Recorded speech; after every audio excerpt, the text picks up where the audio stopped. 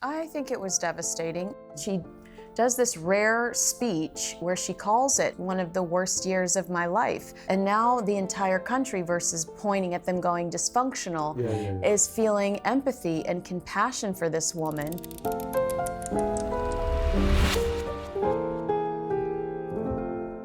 Welcome to Royal Exclusive Rewind, where we delve back into the files and relive some of the highlights and lowlights of royal family history. Remember to subscribe to us here on the Royal Exclusive YouTube channel so you never miss an episode. I'm Matt Wilkinson, the Sun's royal editor, and today I'm joined by royal experts Kinsey Schofield and Charles Ray as we journey back in time to 1992. It was the year Bill Clinton was elected US President, the end of the Cold War was declared, and Whitney Houston spent 14 weeks at #1. But Queen Elizabeth II called it her Annus Horribilis due to marriage breakdowns of 3 of her children, a series of public humiliations, and of course the fire at Windsor Castle. So 1992, Annus Horribilis, but at the start of the year, things were quite rosy for the royal family. The monarchy had a lot of support. What was going on in January 1992? Yeah, so it was her Ruby year, her 40th year for the Queen, and she gives this really unique access with a BBC documentary called Elizabeth R that was watched by like 18 million people. And critics absolutely adored it. I imagine that in February of 1992, the palace thought that they had a home run, and everything was coming up roses. What happened then, Charles? We mentioned there about the 3 marriage breakdowns. These are 3 of the Queen's children. Well, 1992, if you were a journalist working in the royal departments, you were falling over stories practically every day. You had the divorce of Princess Anne and Mark Phillips.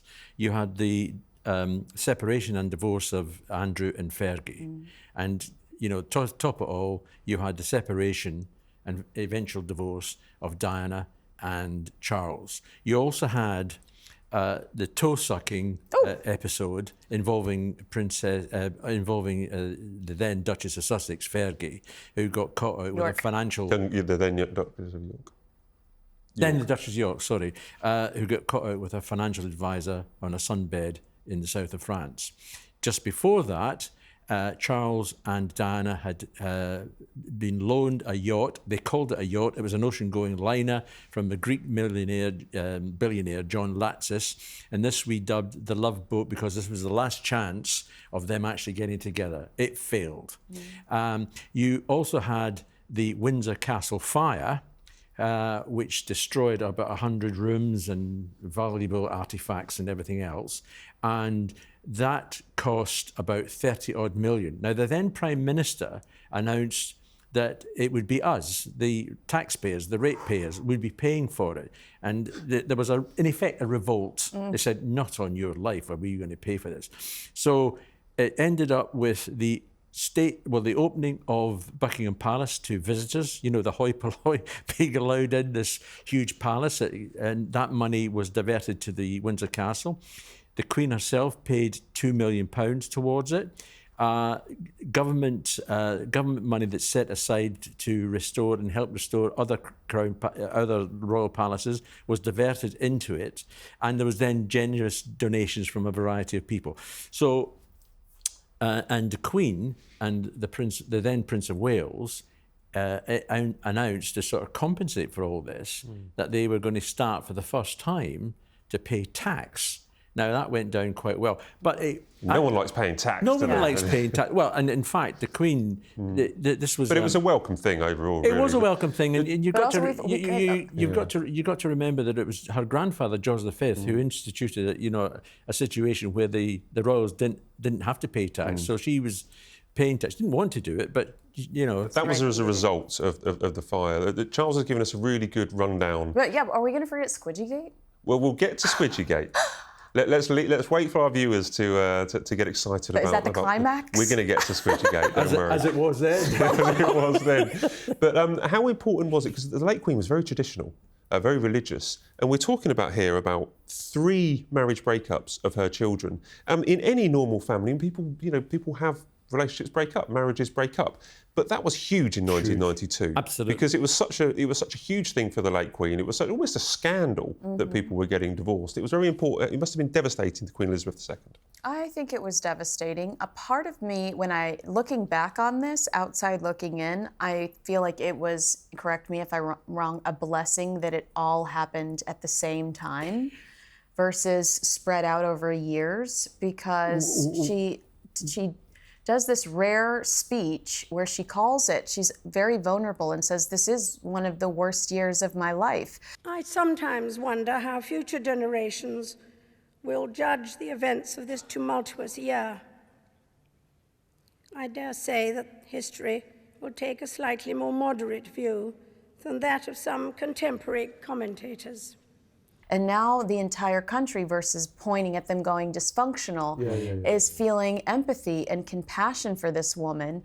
And I feel like had it happened over several years, then you wouldn't have had it wrapped up in a nice little bow. Don't forget, Squidgegate happened in 1992, and we all know what the contents of that were. That was... Well, let's talk about it, because Kinsey's teased Squidgegate, and some viewers might not know what Squidgegate is. It's a wonderful term, but Charlie, this happened right in the middle of Annus Horribilis. Yeah. What was Squidgegate, and why were people so outraged? Squidgegate was a taped conversation. Now, we still don't know who officially taped this, but this conversation was taped between the Princess of Wales and her very good friend, James Gilby, who was a doctor. Now, he was the one, eventually, who was the man who carried messages from the Princess of Wales to Andrew Morton, who wrote Diana, Her True Story, which she denied having any involvement in, but it was an autobiography. Now, this conversation between the two, he referred to her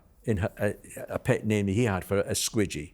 Hence the reason why it's called Squidgegate. So there seems to be... And he says, I love you. And he says, I love you. And, Diana says stuff about the family. I'm done with. Are you going to say the F word? I'm not. I'm going to say the family word. I'm not going to say the word that comes before that. Okay. But she actually said, and using a swear word, and I'm not going to use it, but she actually said, all I've done for this family, insert your own swear word. So she was very, very angry at the way she was being treated at that time. Yeah, and it proves to us that there have been severe problems for a long time. And you've got to remember as well, you talked about getting everything done in that 1 year. It wasn't that long later, in the early part of 1993, that we then had another tape release, which was called let's not talk about that tape. Let's save that for another Royal Rewind. Annus Horribilis Part 2 is Camilla-gate. That's Royal Rewind Part 2, and Camilla. Yeah. So we had Squidgegate. Yep. As you seem to revel in the word Squidgegate. It's quite a fun word to say, but it had, it was serious consequences on the royal family. You were hearing words from Princess Diana with her lover that was being broadcast, she was the nation's sweetheart at the time. And this is the royal family would prove to be dysfunctional. You had the marriage breakdowns, Princess Anne. You had the toe sucking with Sarah Ferguson and Prince Andrew. One of the biggest things, I think, the biggest earthshake was Andrew Morton's book. Yeah. Because nothing like that had happened before. We talk about books now with like Spare and stuff like that. This was the original bombshell royal book. And if you remember, at that time when it came out, I remember it vividly, did she cooperate? No, I didn't. My hands are clean in all this because, Yes, but she's also staging paparazzi photos. Sure, I'm not disputing that. Is going and seeing and loving on a girlfriend who's quoted in the book to give the book credibility. Well, she's also showing support for the people that clearly she's given permission to speak, her support. And it's only years later that we finally... When she's dead, Andrew Morton admits that she was and we now know that Gilby was taking messages, written messages on a bicycle to the palace, and she was replying to those messages, giving them back to Gilby, and he was going back on his bike to Andrew Morton. But in Diana's defense, I feel like with Squidgegate, it justified some of her paranoia that people were listening to her. And that must have been incredibly stressful for her to see and hear those calls out in the world. I don't know this for a fact, but I worked for the paper at the time when we got hold of Squidgegate, and there's always been suspicion as to who leaked that information. I still believe it was MI5. I believe it was the Secret Service who actually did it. Let's make that documentary, guys. Yeah. Well, I mean, that's Lawyers and the lawyers listening. That's what I believe, because I know the behind-the-scenes details of what was given to us and what was paid. It was a febrile atmosphere at the time, because I remember that I spoke to people, that worked like yourself about what happened, and it was chaos at the time. Chaos. But there was something about the way that it would have been repeated. Yes, it was being repeated. Yeah. There was This is great. a radio. There was it first supposed to have come out from a radio ham somewhere like in Norfolk. I don't exactly know where. And then there was another radio ham in another part of the country that seemed to have leaked it again. And so you've got these two things, and the whole thing just seemed to be deliberately leaked for, to cause damage either to the royal family or to the Diana then Princess of Wales. Yeah, well, it was chaotic, and they almost got through, because obviously there was Charles. We need to point out that Charles and Diana did, kind of officially go their separate ways. Not officially divorced, but the world was told that they were heading in that direction. And we also found out that Fergie and Diana had been conspiring to leave their husbands at the same time. So this could have been much worse than it was if Diana and Fergie both said goodbye to Andrew and Charles at the exact same time, because their ultimate objective was to humiliate the royal family in that moment. Whereas Fergie gets the boot for bad behavior, and then Diana and Charles announce that they're separating, I think, for their own good, for their own sanity. No, they almost got to the end of the year without any more disasters, but the fire at Windsor Castle, we remember the news footage. God, it was... You were watching it. I remember waking up in the morning quite early, just hearing the news saying there's a fire at Windsor Castle. I mean, I just jumped in the car and I headed straight down the M4, and the pull of smoke that you could see from the castle, I mean, you could see from the M4. And I was there for easily a good week and a bit.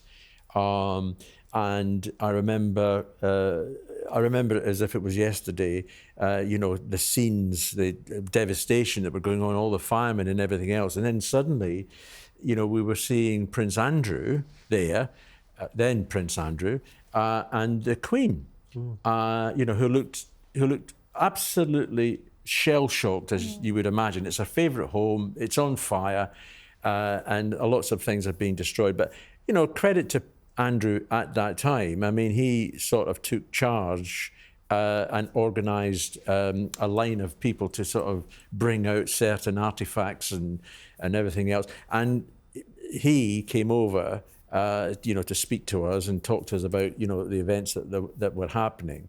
But it was it was complete devastation. And it was a lamp that set a curtain on fire, correct? Well, I don't think they've actually established for certain that was what happened. No, but you're right. That was one of the theories. Or someone had just been very, very careless. It was just off St George's Hall where we had the Trump state banquet just the other day. Charles was mentioned there about the royal family ended up paying tax and opening up Buckingham Palace, but after to pay the repair bill. But after everything that we've been explaining there with the relationship breakup and Squidgegate and the Andrew Morton book, did the fire maybe almost rescue the year for the Queen? And in public opinion, people started to feel a bit more sorry for everything she's been through? There was an awful lot of anti-monarchy sentiment around at the end of that year, culminating in people saying, "Well, we ain't going to pay for it. It's not. We don't live there. It's you live there. We would have to pay our own fees and everything else." So, from the start of the year, documentary, 18 million people watching it. Royal family on a high. Towards the end of the year, not so high anymore. With 2/3 of callers to the Sun newspaper poll at the time agreed that Britain did not need a monarchy anymore. I mean, she was right to say, like, Annus Horribilis comes from her Guildhall speech they used to give every year. And I recall there weren't many journalists there, by the way. There weren't many people there because it was just a kind of regular thing. But she said, 1992 is not a year on which I shall look back with undiluted pleasure, and called it an Annus Horribilis. And I was there. I was in the balcony with a couple of other guys because we decided to go. I didn't know about Annus Horribilis. I didn't know. I mean, look, I used to do woodwork at school and I didn't do any Latin. You know, Annus has a completely different meaning to me. So I had to go back and look it all up. And I thought, oh, God, it's talking about a horrible year. This is not bad. Great speech, and great reference to the whole concept of that year. And did they all lived happily ever after then? Yeah, I mean, they kind of do, but I think that you hit the nail on the head when you were saying the big dilemma was the moral questions around her children.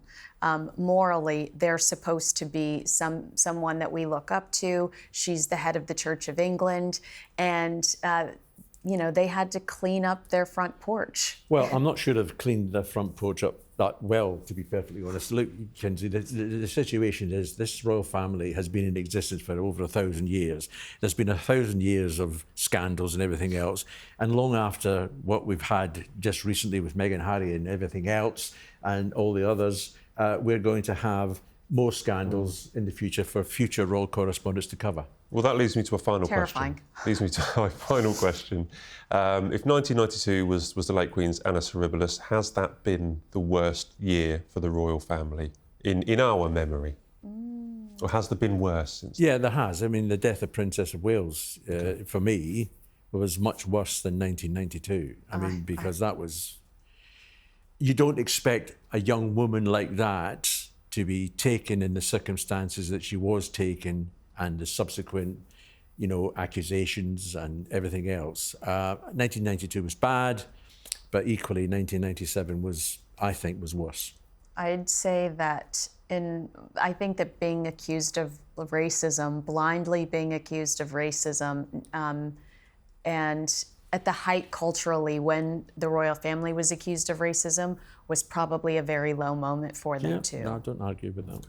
We need to finish on some optimism. There's also been some good years as well. And this year's been all right as well. Everyone's healthy and everything's going okay. Yeah. Brilliant. Thanks, guys. Really enjoyed that. Pleasure. Right, that's all we have time for on Royal Exclusive Rewind. But join me next time for some royal nostalgia when we open up the files and relive another iconic moment.